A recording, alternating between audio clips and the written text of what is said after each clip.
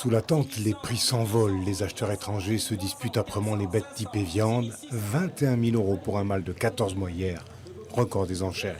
Les Irlandais, ils aiment le gène culard. C'est un gène culard, donc il va mettre beaucoup de viande. Et les Irlandais achètent ces veaux-là pour croisement industriel. En quelque sorte, le salaire de la paire.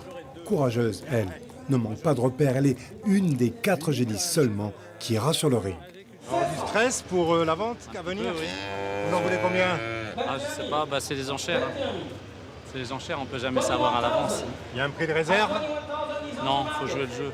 On peut même souvent se prendre au jeu. Avec les enchères, on n'achète pas toujours ce qu'on voulait au départ et on met rarement moins que ce qu'on avait prévu. On en avait 2 ou 3. On a sélectionné plusieurs, mais c'est une vente aux enchères. Donc, Un animal avec un très très beau casque. on fait ce qu'on peut. Pas ce qu'on veut des fois. Et la mise maximale que vous vouliez mettre, On l'a dépassé. c'est souvent le cas, non? Souvent. Ça veut dire que le vendeur fait bien son boulot, alors? La passion la porte sur la raison. Au final, et dans une conjoncture complexe, Brexit, CETA, sécheresse, les organisateurs ont quand même trouvé à Brive la vitrine qu'il leur fallait. Les étrangers sont là en force, donc ils nous aident beaucoup. C'est eux qui font le marché. Bon, notre savoir-faire, c'est trouver des marchés à l'étranger. On les a trouvés, donc ils sont là.